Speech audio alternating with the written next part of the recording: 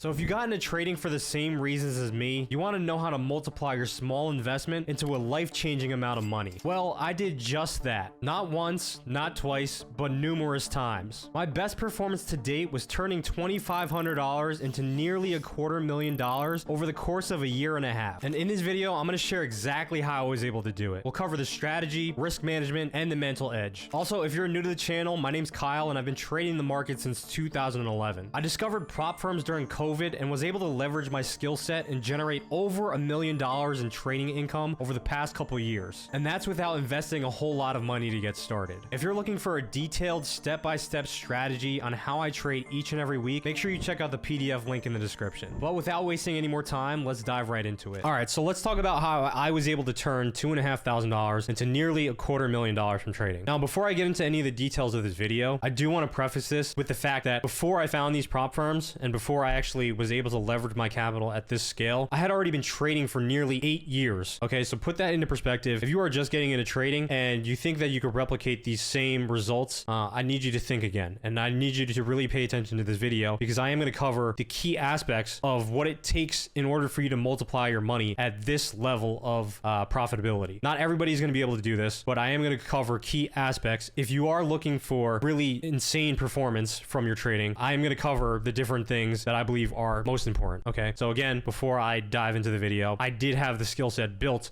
prior to coming into the prop space. I will say that prior to all the prop firms popping up like Top Step or Apex Trader Funding, all these different prop firms that are out now, if you're spending money and you don't have the skill set, that's completely fine. Just treat it as a learning experience. There's nothing wrong with investing some money in some of these challenges. You have to learn from each failure. That's the biggest thing. You need to be able to not put so much emphasis on your failed accounts and just continue trading and really pay attention to what's holding you back as far as performance. All right, so it wasn't unreasonable to put $5,000 to $10,000 in a personal account and trade with that money and lose it back in the day. I've been trading since 2011. Back then we didn't have prop firms like Top Step or anything like this. So nowadays I think it's easier to become a profitable trader because they're giving you the leverage, which is what I'll talk about in this video, but also provide some insights into how you should be treating it. Okay, so going into the next slide, these are all my payout certificates with this one firm, and based on this tweet, you guys can see that I've only spent $2,500 and made nearly $250,000. You can go in and scan these QR codes. It'll take you to a credible. All of these payout certificates have hit my bank account. I could share bank statements if I wanted, but this is just one firm, so you're not going to see every single transaction from this one firm. But you guys can see that the level of income that you can generate just hitting small payouts. If you notice any of these payouts, and all of these were done on 200K accounts, I believe. Some of them were 300K accounts. But I've really only spent $2,500 across, I don't know, 2 accounts. So that means I've never really failed a challenge. And I'm going to go into how you can avoid failing challenges. But based on,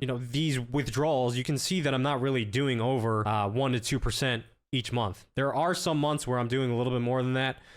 That's when I'm scaling in, when I see more proper setups. You guys can see I had a couple of payouts here that were $17,000. Feel free to pause these and scan the QR codes again. Again, it's going to take you to my credible wallet where I have any prop firm that's used that platform. You're going to see all my payout certificates because it's all linked to that same email. I did have a couple of payouts that were much larger. This one was $61,000. There was another one over here that was, I believe, $30,000, $35,000. So, when we get into the later parts of the video, I am going to talk about, when to trade aggressively versus conservatively. But as you can see, those are outliers. Most of these payouts are anywhere between $1,500 to $6,000. Some of the bigger ones, again, $10,000, $17,000. But let's talk about, well, this is just another example. So my fund at FX, as you guys can see, I've had the best challenge to purchase to payout ratio, the best ratios in all metrics, and overall, one of the most consistent traders that they have. I don't know what it is now. They haven't, mentioned anything about people's performances now, but this was only a 6.5 times the multiple. In my opinion, that's still a great return. I spent $16,500 on it and have made over $100,000 at this one firm. So, I'm going to talk about how I was able to do it. First and foremost is going to be risk management, and then the actual strategy, and then the mental edge. So how you should be thinking about tackling a challenge like this. So let's talk about the risk management first and foremost. Now, all firms have different rules on their risk.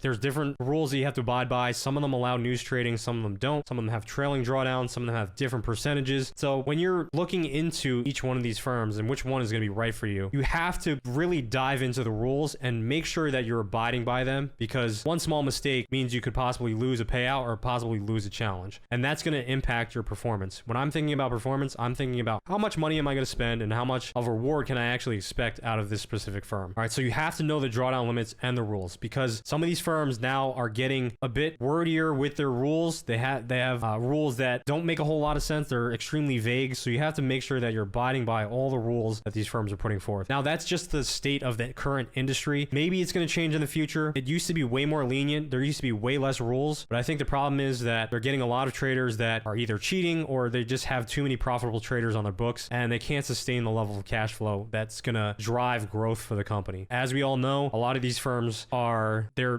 majority of their profits come from failed traders. So in this video, my goal is to teach you how to stop failing. Okay, I want you guys to think like the 5% of people that are consistently making money from these firms. Okay, and it's not just gambling as soon as you hit the challenge or as soon as you hit the funded stage. All right, so knowing the drawdown limit and the rules, extremely important. Every firm that I've signed up with and have spent money on, I've read the rules thoroughly and I've abided by them pretty much as best as I can. When you start trading multiple firms, it gets a little bit trickier because you have to take note of all these different firms and be aware of all of them, especially if you're trading them all at the same time. All right, point number 2, you have to exercise extreme discipline in only risking X amount per trade. I don't care who you are. There are traders out there, and this is probably the majority of you guys. When you see a setup that you feel like is an A+ setup, you end up sizing up and blowing the account on just 1 or 2 bad trades, and then you end up chasing the losses, and you never get out of that rut. You have to be able to set aside an amount that you're willing to lose based on the drawdown limit. So let's say Top Step, for example, the 150K account, you cannot lose more than $4,500. When I'm thinking about how do I want to manage this drawdown, I'm always thinking about how many trades can I possibly risk before I start hitting a threshold per se, where I just get uncomfortable. So in that 4,500 drawdown, let's say if you go draw down to $2,000 or $2,250, you're essentially, you have to make back 100% now of that drawdown limit. So you have to make 100% of that drawdown limit that you have left just to get back to break even. So again, if you take let's say if you take a couple losses, now you're down $2,250. You have to make $2,250. So essentially 100% of the remaining capital that you have just to get back to a break even point. So my biggest tip for you guys when it comes to risk management is understand where you are as part of your initial balance. And this is where so many people get it wrong. They go a little bit into drawdown past the initial balance. So you have this watermark on your account. Let's say your starting balance is 150K. As soon as you go down a little bit, people start trading more aggressively. And what does that look like from your equity curve standpoint? It just dives deeper and deeper. So if I were to draw my equity curve, and let's say that this is my starting point at 150K, this is my starting point. As soon as I take a loss, right, what does that do to my equity curve? It looks bad, right? What most people do is they start doubling down on the way down because they want to get back to break even quickly. And what does that look like from your equity curve standpoint? If you take another loss, it just gets steeper and steeper. What you want to do is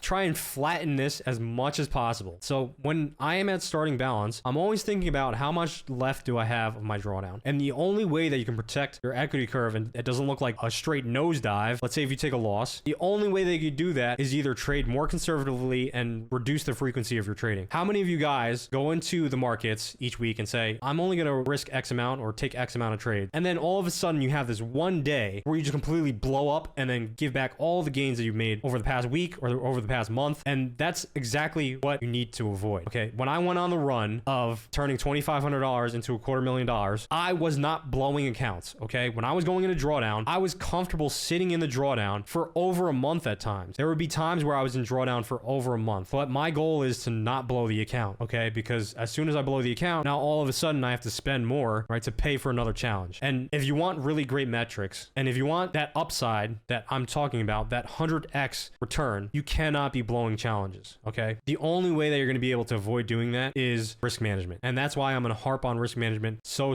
much. I don't care if you have the best trading strategy out there. That doesn't mean anything to me. I think you could have a coin flip with proper risk management. You can come out ahead much more so than the majority of people that are losing in these prop firms. So as you're going deeper and deeper into drawdown, the only way that you're going to stop the bleeding is to reduce your risk. Okay, so let's say if you start out risking, I don't know, $200 per trade or $250 per trade. As soon as you take that first loss, there's nothing wrong with cutting your risk in half down to $100 to $125 of risk. All right, that's per account. The only way that you're going to be able to make money anyway is if you get back above break even, but there's no rush to get back to break even. And that's where so many people mess it up. They get so antsy when they're in drawdown and And that's a skill set that you have to build. Okay, so extreme discipline in risking X amount per trade and even X amount of trades per week. So when I was going on that run, I was not taking more than 2 to 3 trades a week. Now, I know that there's this misconception of being a day trader that you need to trade every single day and be extremely active. I'm telling you guys right now, last year when I made nearly $500,000, I was not trading every single day. I was barely even on the charts. And that's the type of trading that you want to be in. You want it to be,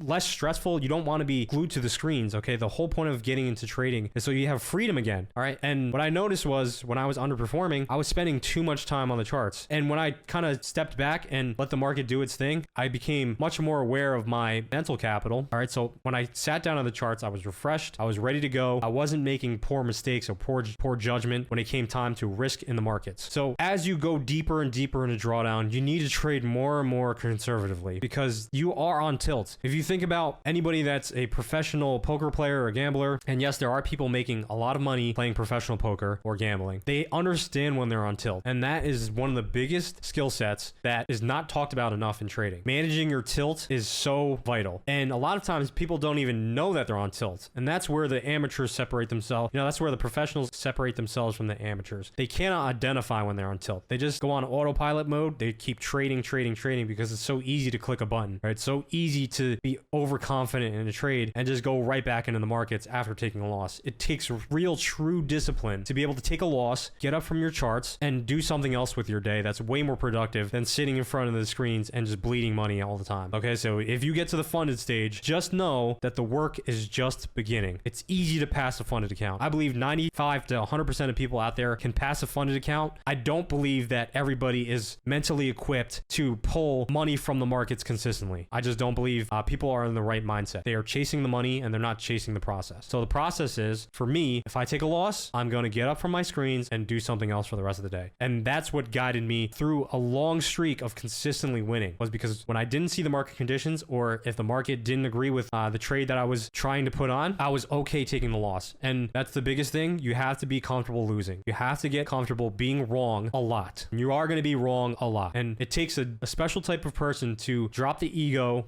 set it to the side and be okay with being wrong. Okay. As a male, I think we have a harder time doing this. Females out there probably have an easier time with trading because the ego doesn't get in the way of their performance. Men, we're trying to fight the market. We're trying to, be that alpha personality. We want to win all the time. And that is not the personality that is going to make money in the markets. If you're fighting the markets, it's essentially you're trying to catch a wave. You're going to be fighting against the wave. And if the market's telling you one thing that doesn't agree with you, you have to have the discipline to get up from the charts, accept that you're wrong, and move on to the next day. And protecting your capital. That's the biggest thing. You have to be able to protect your capital. So again, risk management is really the only thing that was able to carry me throughout this entire journey, because I had extremely poor executions at times. I had points where I went on tilt, and the only safety net that you were possibly going to have is risk management and adherence to your strategy. Adherence to the risk management strategy. So when I went into drawdown, I was not doubling down to try and get out of it quicker. I was accepting the fact that I might be in drawdown for multiple weeks, not getting paid, and then slowly crawling my way out of drawdown. Once I'm out of drawdown and back to that initial bounce and I'm ready to start taking on full-size risk again,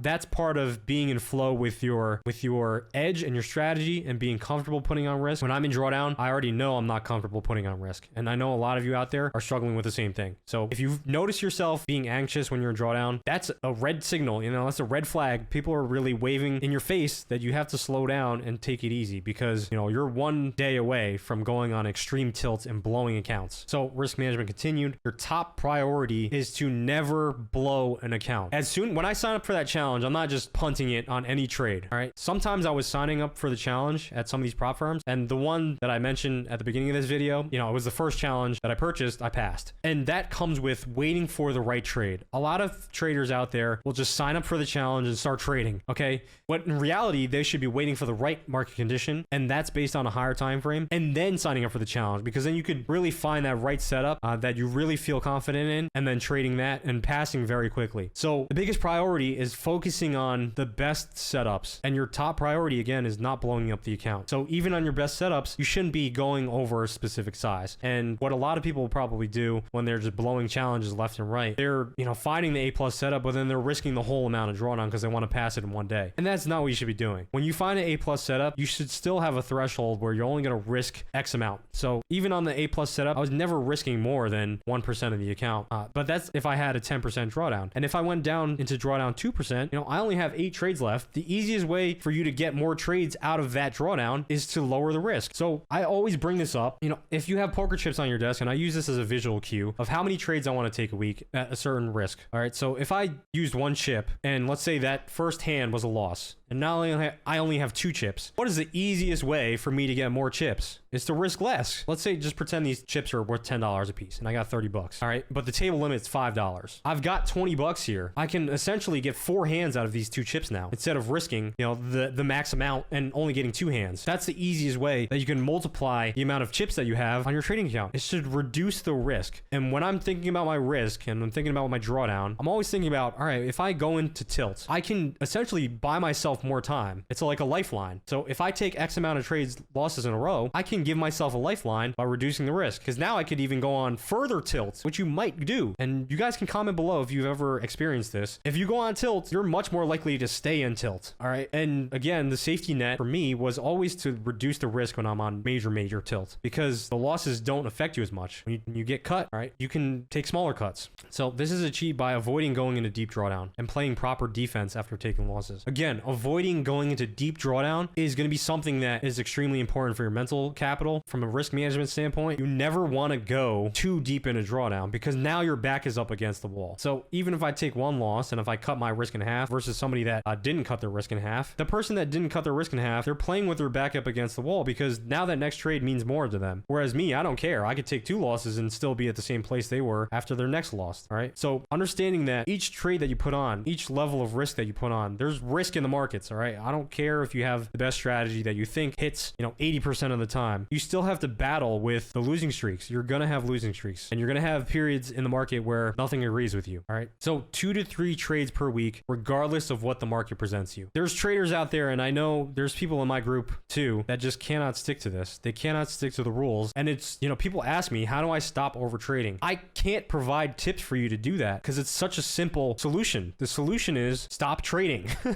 All right. When we're thinking about what's the solution to me stopping to over trade, there's only one solution. Don't trade. I don't have any other solution for you guys. There's nothing out there that's going to get you to stop trading other than you not clicking that button. All right. What other solution is there out there? Are you going to talk to Gandhi? Right? Are you going to go climb a mountain and have this, spiritual voyage where all of a sudden you're going to have this insight? Oh, this is going to help me stop trading. Maybe I'm going to start drinking matcha tea in the morning. No, dude. The only solution to you over trading is to know when you hit your max trades for a day or for a week, you stop. That's it. It's just strictly discipline. There's no other solution to it. If you can't get this under control, you're going to be out of control. And I cannot teach you this. You have to be able to implement this on your own. And the way I was able to implement it is, again, poker chips. Having a visual cue on my desk. I only have X amount of hands that I can play per week. That's it. Regardless of what happens in the market, my cutoff point is 3 trades a week. And if you break that rule, you should be writing it down in your journal because you're not sticking to the plan. And if you break these rules, you will blow accounts. There is no other if, ands, or buts about it. If you say that you're going to take 3 trades in a week and then all of a sudden you're taking 6 trades in a day and you blow the account, you have no one to blame but yourself. All right. So take a look in the mirror when you do that and really dial in and just say, what I'm doing, does it align with my goals? If it doesn't, you have to cut it out. My goal was to come into the prop space and absolutely murder it. And I wasn't going to be able to do that by just willy-nilly gambling the challenges and the funded accounts as soon as I got them. All right. I had longevity in mind and getting more capital. So if you want to build up like a really solid amount of capital that you're trading and really increase the amount of money that you're making, it has nothing to do with taking more trades or taking more risk in the markets. And it really has more to do with getting more capital. All right. So 1% of 10K is not the same as 1% of $1 million, right? It's completely different. It's like 1,000 times different. It's like $10 versus 10 grand. Okay. So when you're thinking about that, just know you're going to get more money out of being able to manage more capital, and more capital chases the proper skill set. It doesn't chase gamblers. All right. So if you want more money and you want to attract more money into your life, you have to be able to think appropriately. You cannot be thinking like a gambler. So that leads me into my next point, right? Again, you're getting overconfident on a single trade and it's ruining a lot of the work that you're doing. So it's already been a rant, 24 minutes into the video, but the biggest tips that I have for you guys when it comes to risk management and being able to get the performance that I've been able to get is having the skill set. First of all, right? Trading on its own, when it comes to reading the charts, is a skill that's unlike any other. It requires a lot of dedication, a lot of time. But being an analyst and being a risk manager are two totally different things. You could be the best analyst in the world. If you have shit risk management, you are never going to make money in the markets. Point blank, period. All right. The trading strategy. My trading strategy is very, very simple. I do not overcomplicate it. So higher time frame, top down to lower time frame. The calendar is a whole different story and a whole different topic. That's an experience that I cannot, translate in one video. But just know that I do operate around the specific economic calendar, and I am paying attention to all the fundamental data, making sure I'm positioning myself on the right side, avoiding high impact news like FOMC rate announcements, CPI, and NFP. Those are three major events that you should understand are going to impact the market conditions for that specific week. So trading conservatively around those is going to be vital to you protecting your capital. Not over, you got to make sure that you're not over trading during those weeks. All right. If you're over trading ahead of all those events, you're doing something completely wrong. You have to be able to operate in a way where you know exactly when it's safe to operate in the market, right? When there's going to be less volatility, but still positioning yourself in the right moves when there is, I would say, safe volatility. Okay, that's what we're looking for. We're looking for safe volatility. We're not looking for unexpected gambling volatility. Completely different. So daily time frame must be clear. If you can't determine where the market is going to trade to in the next 1 to 4 days, you do not have a trade. I don't care if you think you could dive down into the lower time frames. That's usually a recipe for disaster. That's usually when you're going to start over trading because you just don't know which direction the market is going to go. So you're going to get caught on days where it's consolidating a lot, right? It's running out buy side liquidity, is running out sell side liquidity, and then it's just closing inside of the range because the daily doesn't have a real direction. So when the daily is uncertain, you don't have a trade. Yes, you can try and scalp inside of that market, but that leads to over trading a lot of times. And that's where you need to be very, very disciplined. I don't like trading a whole lot. I like going in when the markets are clear and easy to target. Essentially, you're just going and finding the best opportunities and then only operating in those conditions, right? Umar Ashraf actually had a reel that I saw the other day. Out of 20 trading days in a month, he's typically only seeing 4 to 6 days that have real opportunity. All right. Yes, it's less than what you might think, but that is real trading. Waiting for the right setups is extremely important. That only really comes with experience, knowing when markets are ripe to go in a specific direction. So once the bias is established, we're going to look for a daily power of 3. So accumulation, manipulation, distribution. If you don't know what that is, I have some videos on my channel explaining it. So if we're bullish, we're looking for a manipulation below the midnight Eastern open, a liquidity raid on the London or Asian range low, a bullish market structure shift or displacement, which is a fair value gap. Then we're going to use a previous daily 4-hour or 1-hour low as our stop loss. And then we're going to use a previous daily 4-hour, 1-hour high as our take profit. The time frames don't necessarily need to be the time frames that I chose. This is just mostly where I'm operating. I'm mostly operating the daily 4-hour, 1-hour, sometimes as low as the 15-minute and the 5-minute, but mostly, within these 3 time frames, daily 4-hour, 1-hour. And we're targeting a minimum of 2 hour. Now, this is something that requires discipline as well. So when I plan a 2-hour trade or a 3-hour trade, I am typically not doing anything with the trade until I'm up 2 hour. Why? Because if you do something that negatively impacts your performance, is going to be a discretionary decision that you make where your positive expectancy is going to take a hit. So let's say if I constantly close my trade at half an hour because I get scared, or 1 hour because I get scared, well, I need to be able to have my winners pay for the losers. And that's the importance of waiting for at least a 2 hour before you take a partial and manage the stop loss. So I'm usually not doing anything until my trade hits a 2 hour. That way, if I have 2 losses in a row, at least I can mitigate some of those losses. If you're managing your trade and you're micromanaging it and you're taking a half-hour loss or you're taking a half-hour win or a 1-hour win, you're not allowing the strategy or the risk management to carry you when you go on losing streaks. So if you have a 3-hour trade, that's paying for 3 losers essentially. You could lose on 2 out of 3 of the next, 2 out of the next 3 trades and still be up. That is the importance of risk management and aiming for a specific R multiple. So when I'm planning my trade, I'm aiming for at least a 2R, and I'm not doing anything really with the trade. So don't micromanage the trade. That is extremely important. And that comes with being more hands-off and being comfortable with the random fluctuations of the market, because you don't know what the market's going to do as soon as you enter the trade. So you have to be comfortable putting on the risk and stepping back and letting go of the wheel and being okay with the next direction of the market. All right. So this is just an example of what I would be looking looking for from a strategy standpoint. So here we have a daily fair value gap. You guys can notice that these equal lows have been ran out. We tapped into the fair value gap. We had some days of sideways price action, but now after seeing this candle, this daily candle, and let's say even if I took 2 losses on these days, what I am looking for on the next day is to run above this buy side liquidity. Okay. And this is where you need to be mindful of the risk management. So even if you take 2 losses here, there's nothing wrong with going back in a third time and trying to hit it again. Because if you get a win on that trade, and let's say you could play in a 1R, or sorry, a 3R or a 4R, you're going to make back those 2 losses that you took when you were just trading inside of these days. Okay. So understanding that there's infinite opportunities around the corner. You don't need to trade every single day. You can take days off. I take days off all the time. I haven't traded in a week and a half probably. And I'm fine with it because I haven't seen anything that really excites me. And I just keep the powder dry. But when the markets are ripe, that's usually when I'm going in and trying to strike, right? There's a difference between trading every single day and waiting for the right opportunity. If you don't see the right opportunity, you have to have enough discipline and patience to just calmly wait and not take trades. If you're forcing trades, you're not going to get the performance that you want. I promise you. So just keep in mind this buy side liquidity was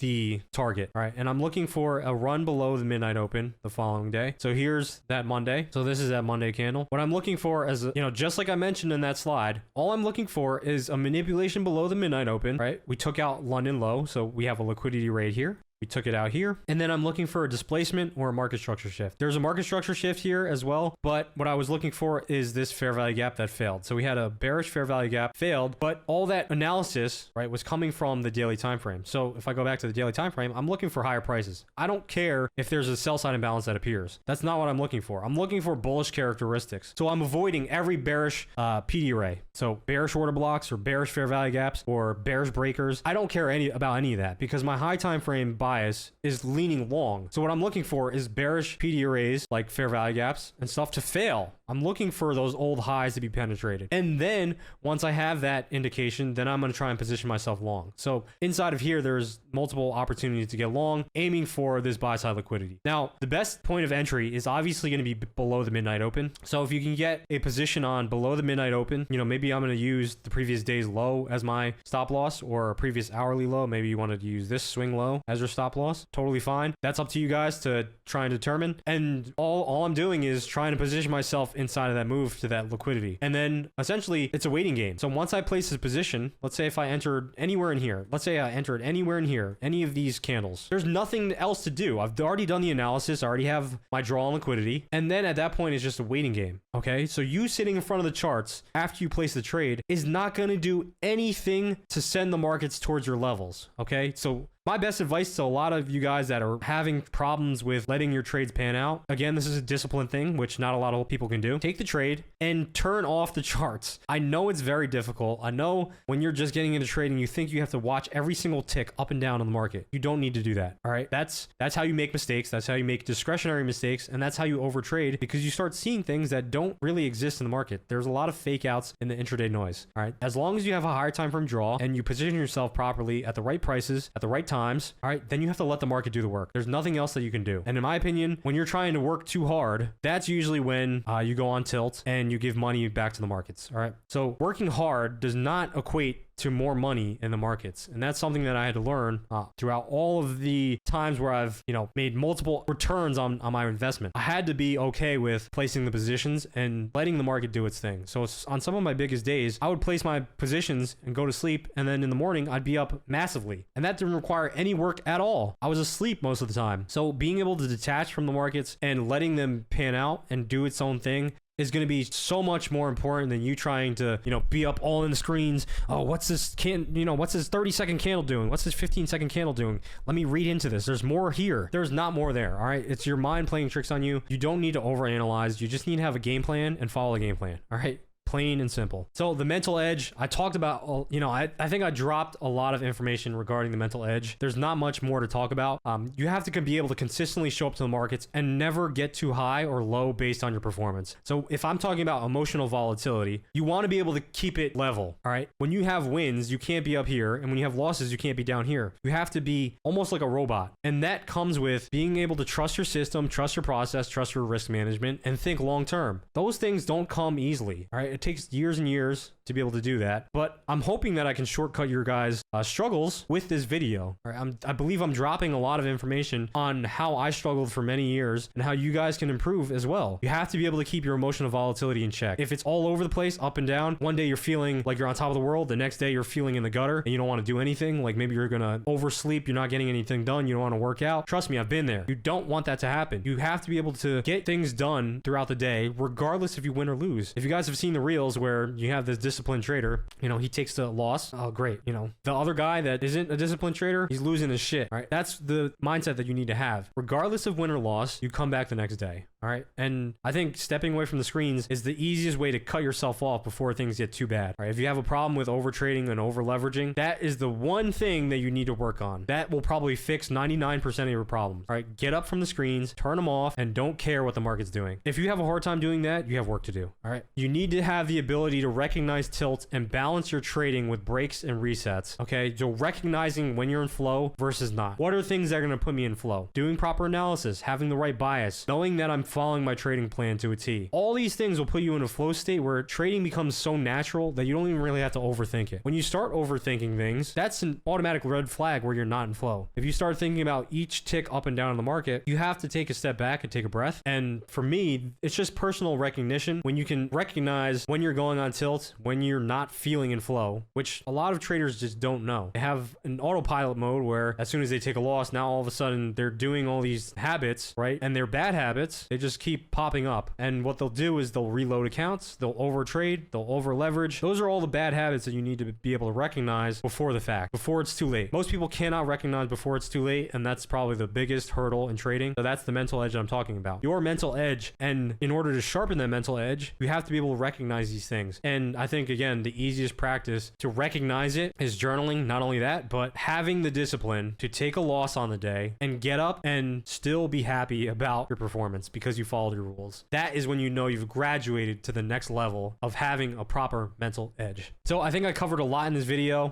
You know, quickly to summarize all these things, again, risk management, risk management is extremely important. You have to follow your rules. You have to follow the limits. You have to know the rules behind each one of these firms because they all have different rules. Next one, trading strategy. The less moving parts, the better. Don't have a trading strategy that's extremely complicated, that's going to eat up all your brain power, because the most brain power that you need to have comes with managing your trade and managing your emotions. You're going to spend more brain power there than anywhere else. So if I had to split it up from a percentage standpoint, you're going to spend 20% of your time doing analysis. The other 80% of the time should be going into managing your emotions and managing the game plan. All right. You're going to have times where, you know, you have the devils on your shoulder telling you to do things in your trading plan that goes against it. And if you don't have enough mental capacity to stick with your original plan, right, that's where your focus needs to go. 80% of your time, again, needs to go towards managing your emotions and managing the game plan. 20% analysis. Very quickly going over the strategy, very simple. Not too many moving parts. I'm just looking for a couple different conditions. And then mental edge is consistency. Recognizing when you're on tilt, avoiding the worst habits that are going to cause you to blow up your accounts. Again, main priority is to protect the capital. You need to flip this on its head. Your main priority is not to make money. You will make money if you can protect the capital. I guarantee you, if you can protect the capital properly and you can do that at an elite level, you can make loads of money in the market. One of my students, Mike, just had a massive $20,000 day using the same concepts I've shared in this video. Knowing the proper strategy, risk management, and mental edge is one thing, but implementing it in the live markets is something entirely different. And that's something that I'm helping my students with. But if that doesn't interest you, just go ahead and drop a comment, like this video, subscribe to the channel as I'm dropping free value every single week. So again, I hope you guys enjoyed the video, and I'll see you in the next one.